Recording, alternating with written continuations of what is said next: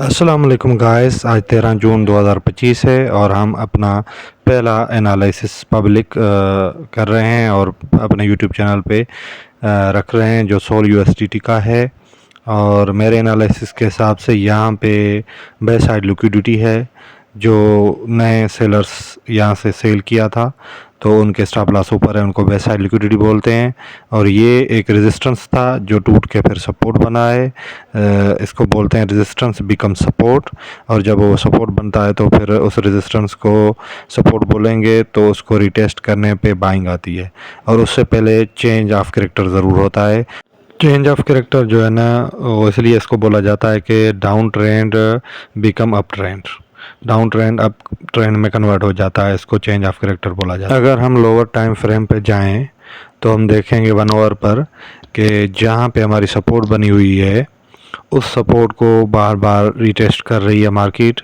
Retest क्यों करती है? रिटेस्ट इसलिए करती है कि वहाँ से बार बार बाइंग होती है। पहले बायर सेंटर हुए, उन्होंने टेक प्रॉफिट किया और मार्केट फिर वापस उसी सपोर्ट पे आती है। वहाँ से न्यू बायर्स एक्टिवेट होते हैं और वो वहाँ से बाइंग करते हैं। गौर से देखा जाए तो यहाँ पे मार्केट रिटेस्ट करने के बाद आराम से जिगजैग मोशन में ऊपर जा रही है, स्लो स्लो बाइंग हो रही है। जब स्लो स्लो बाइंग होती है तो उसके बाद एक स्ट्रांग सेलिंग भी आती है। फिर मार्केट वहीं सपोर्ट पर आ जाती है, वहाँ से फिर एक स्ट्रांग बाइंग आ जाती है और मार्केट ऊपर चली जाती है। ये इसलिए होता है कि मार्केट मेकर्स अपने ऑर्डर्स एक्सिक्यूट करते हैं उसी लेवल पे जहाँ पे उनको एक्सिक्यूट करने होते हैं। अगर हम पीछे देखें तो यहाँ पे जब रिसेंट चोच होने से पहले एक रिसेंट हाई बना था, स्विंग हाई बना था, उसके ऊपर सारे सेलर्स के स्टॉप लॉस थे जो मार्केट ने चोच करके सबके एसएल ले लिए।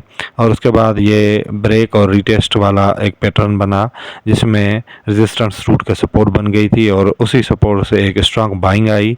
उस बाइंग ने सोल की प्राइस जो है ना 140 से लेकर 160 प्लस जो है ना कर दी थी, 180 तक चली गई थी।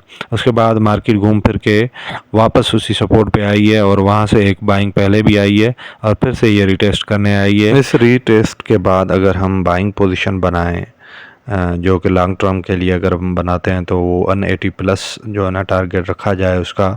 और उसका एसएल तकरीबन ऐसे कह सकते हैं कि इसी सपोर्ट के नीचे रखा जाए जो रिसेंट लो मारे हैं। जब रेजिस्टेंस टूटा था, सपोर्ट बनी थी, तो वहाँ पे जो विक्स आए हैं वो 132 130 के अराउंड हैं।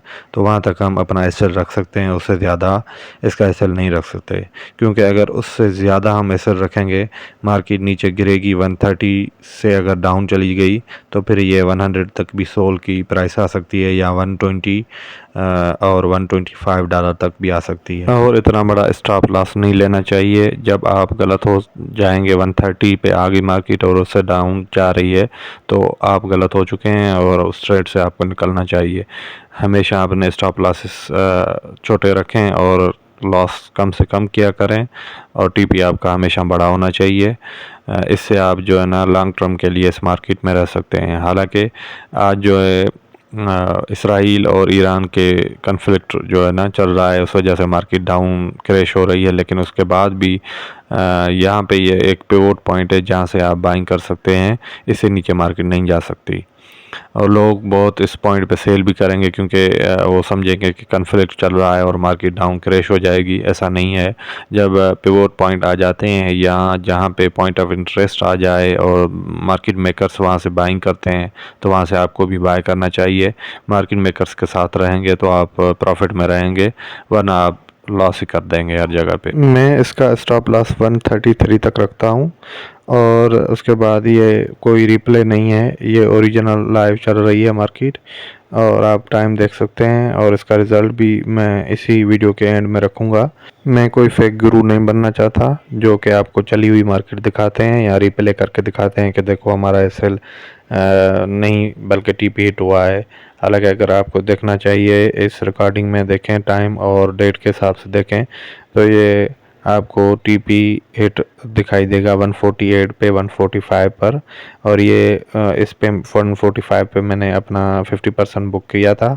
बाकी जो 50% मेरा है वो मैं 180 पे बुक करूँगा और अगर मार्केट मेरे अगेंस्ट भी चली जाती है तो मैं 50% बुक करके बैठा हूँ, तो मुझे लॉस नहीं होगा। और एक बात कि मैं यूट्यूब चैनल पे रोज़ एक रिव्यू रखूँगा, अपडेट रखूँगा, जो लाइव होगा, कोई रिप्ले नहीं होगा, कोई पहले से चली हुई मार्केट नहीं होगी, ओरिजिनल होगी और वहीं से लाइव मार्केट आगे चल रही होगी उसका ही होगा। अगर एसएल जाएगा तो एसएल दिखाऊंगा, अगर टीपी लगेगा तो मैं टीपी भी दिखाऊंगा। और एक बात, मैं यूट्यूब चैनल पे तो रिव्यूज़ रखता रहूँगा, लेकिन मैंने एक फ्री सेमिनार भी शुरू किया है क्रिप्टो और लाइव फॉरेक्स ट्रेडिंग का। वहाँ से आप बहुत कुछ सीख सकते हैं। फ्री सेमिनार जूम पे होता है, उसको ज्वाइन करने के लिए मेरा व्हाट्सएप ग्रुप ज्वाइन करें।